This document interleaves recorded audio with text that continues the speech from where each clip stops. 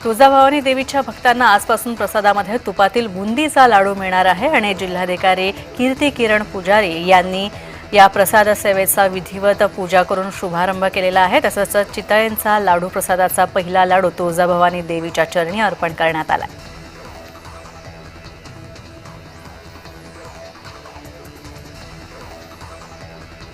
लातूरच्या औसा बाजारामध्ये आलेल्या जनावरांच्या गाड्या या गोवंश हत्येच्या संशयावरून सामाजिक कार्यकर्त्यांनी पोलिसांच्या ताब्यात दिलेले आहेत। तसंच जनावरांच्या खरेदी विक्रीचा व्यवसाय करणाऱ्या शेतकरी व्यापाऱ्यांचे आर्थिक व्यवहार ठप्प झाले आहेत।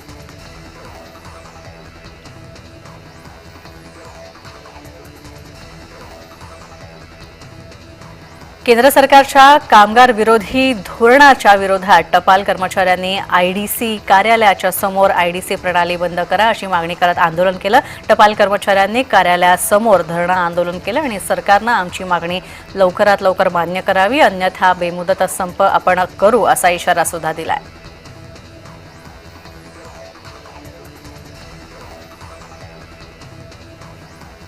परळीतील व्यापारी महादेव मुंडे खून प्रकरणातील आरोपींना तात्काळ अटक करा आणि या मागणीसाठी परळीच्या कन्हेरवाडीमध्ये परळी अंबाजोगाई महामार्ग रोखून धरण्यात आलेला आहे। तसंच रास्ता रोको आंदोलन करण्यात आलेलं आहे। या आंदोलनामध्ये महादेव मुंडे यांचे कुटुंबीय देखील सहभागी झाले आहेत।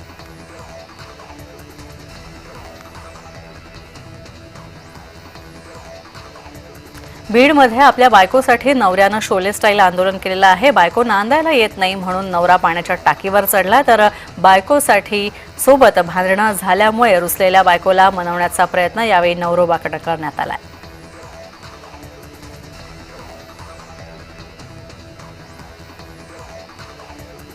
कोल्हापूरमध्ये 20 दिवसांच्या बाळाला दूध पाजताना मातेचा मृत्यू झालेला आहे। तसंच या महिलेच्या मृत्यूनं सगळीकडे हळहळ व्यक्त होते। हृदयविकाराचा झटका आल्यानं या मातेचा मृत्यू झाल्याचं डॉक्टरांनी सांगितलंय।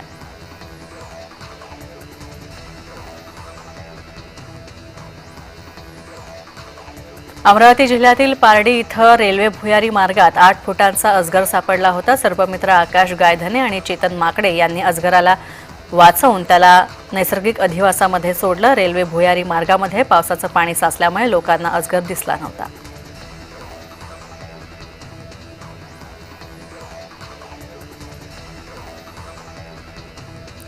बुलढाणा ज्ञानगंगा अभयारण्याला लागून असलेल्या माळेगाव वनकर्मचारी आणि पोलीस हल्ल्याप्रकरणी 26 हल्लेखोरांच्या विरोधात बोराखेडी या पोलीस ठाण्यामध्ये गुन्हा नोंदवण्यात आलेला आहे। आरोपींपैकी 6 जणांना पकडण्यात पोलिसांना यश आलंय।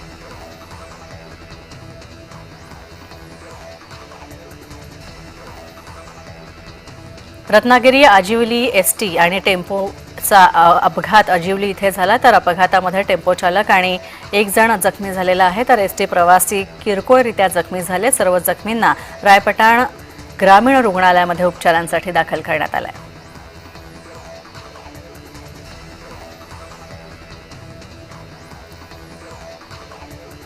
महाड तालुक्यातील नळगावमध्ये घराचा काही भाग कोसळून दुर्घटना झाली आणि हे घर रस्त्याशेजारी उंच भागी होते। घरातील स्वयंपाकघराच्या एका बाजूची भिंत कोसळली। सुदैवानं यामध्ये कोणीही जखमी झालं नाहीये।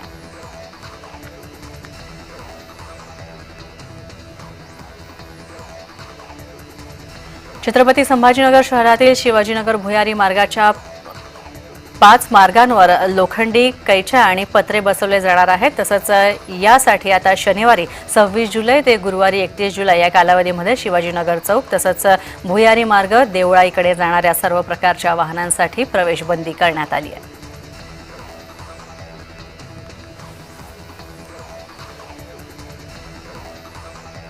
राज्य सरकारनं एसटीची भाडेवाढ रद्द करण्याचा निर्णय घेतलेला आहे। उपमुख्यमंत्री एकनाथ शिंदे यांनी परिवहन मंत्र्यांना भाडेवाढ रद्द करण्याच्या सूचना दिल्या, तर राज्य परिवहन महामंडळानं 30% भाडेवाढ करण्याचा निर्णय घेतलाय।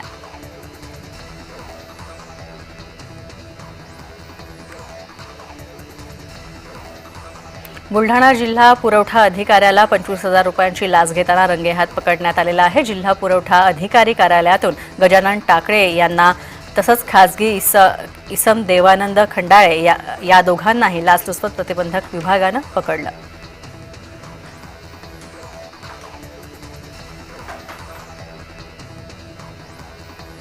शिरूरमधील वाबळेवाडीमध्ये जिल्हा परिषद प्राथमिक शाळेत विद्यार्थ्यांच्या कलागुणांना वाव देण्यात आलेला आहे। शाळेमध्ये इयत्ता 6वी ते 8वी गटातील सर्व विद्यार्थ्यांसाठी फॅब्रिक पेंटिंग प्रशिक्षण कार्यशाळेचं आयोजन करण्यात आलं होतं। या उपक्रमाला विद्यार्थ्यांनी चांगला प्रतिसाद दिला।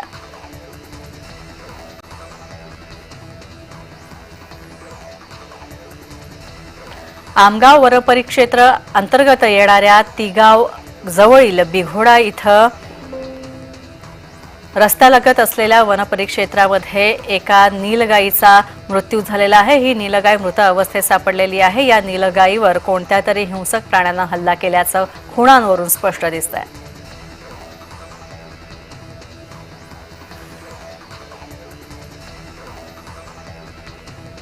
वाशिमच्या प्रमुख बाजार समित्यांमध्ये सध्या मुगाच्या दरात वाढ होताना दिसते। करंजा कृषी उत्पन्न बाजार समितीमध्ये मुगाला किमान 6,200 रुपये तर कमाल हा 6,500 रुपये प्रति क्विंटलचे दर मिळतात। तर जिल्ह्यामध्ये यंदा मुगाची लागवड तुलनेत कमी झाली आणि आवकही मर्यादित आहे।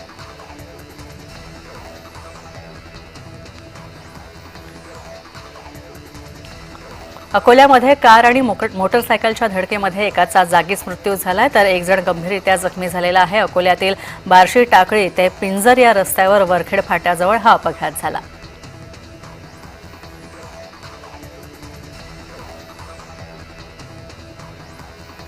कोल्हापूरच्या चंदगड तालुक्यामध्ये विद्यार्थ्यांना शिक्षणासाठी दररोज जंगलाच्या वाटेवरून पायपीट करत जावं लागतंय। जीव मुठीत घेऊन अक्षरशः हे विद्यार्थी आपली 5 किलोमीटरचा प्रवास करत शाळा गाठतात आणि त्यातच शाळेची सुद्धा अवस्था अत्यंत दयनीय आहे। वन्यजीवांचा वावर सुद्धा वर्गात वाढतोय आणि यामुळे आता ही स्थिती सुधारण्याची मागणी होतीये।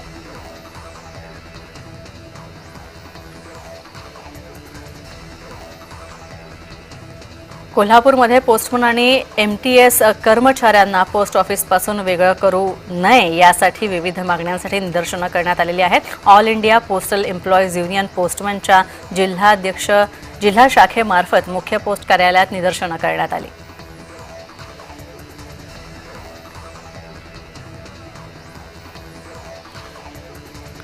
शिर्डीतील साईबाबा मंदिरामध्ये साई चरित्र ग्रंथाची आणि साईबाबांच्या फोटोची मिरवणूक काढून आज पारायण सोहळा उत्साहात सुरू करण्यात आला। आजपासून 1 ऑगस्टपर्यंत चालणाऱ्या या पारायण सोहळ्यासाठी शिर्डीत साई भक्त दाखल झाले।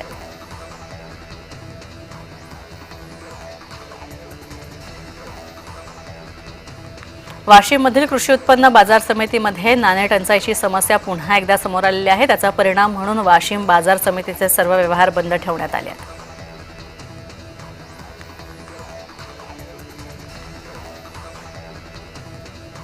बुलढाणा शहरातील पावसाचं सांडपाणी लोणार सरोवरात सोडण्यात येतं आणि त्यामुळे धक्कादायक प्रकार समोर आलेला आहे। यामुळे लोणार सरोवराचं अस्तित्व धोक्यात येण्याची शक्यता आहे, ज्याकडे संबंधित विभागाचं दुर्लक्ष होत असल्याचा आरोप ग्रामस्थ करतात आणि यामुळे संताप व्यक्त होतोय।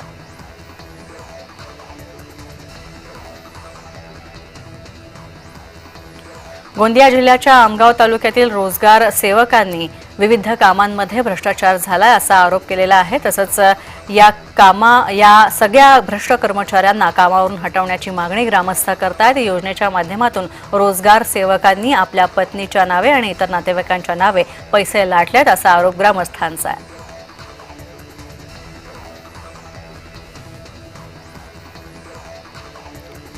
निफाडच्या देवगावमधील तरुण शेतकऱ्यांना कृषी मंत्री माणिकराव कोकाट यांची खिल्ली उडवलेली आहे। माझ्यासाठी रमी खेळा, काहीतरी जिंका आणि मला ते पैसे द्या अशी मागणी योगेश खुळे या शेतकऱ्यांना केलेली आहे। सततच्या पावसानं सोयाबीन पेरता आलं नाही, अशातच पडलेलं बियाणं हे विकून मिळालेल्या पैशातून कृषी मंत्र्यांनी आपल्यासाठी एक रमीचा डाव खेळावा असं शेतकऱ्याचं म्हणणं आहे।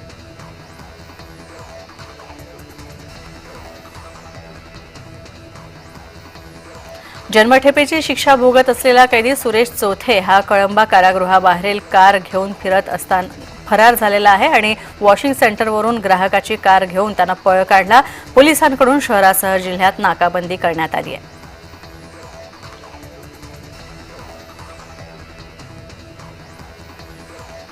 आंबेगाव तालुक्यामध्ये एकाच वेळी 3 बिबटे मुक्तसंचार करताना सापडलेत। श्री क्षेत्र वडगाव इथं शेतकरी सुखदेव शेंटेंच्या घरासमोर 3 बिबटे फिरत होते। एका बिबट्यानं गोठ्यात बांधलेल्या वासरावर देखील हल्ला केला, मात्र जवळ झोपलेल्या शेतमजुरांना काठीनं प्रतिकार करून वासराचा बचाव केला।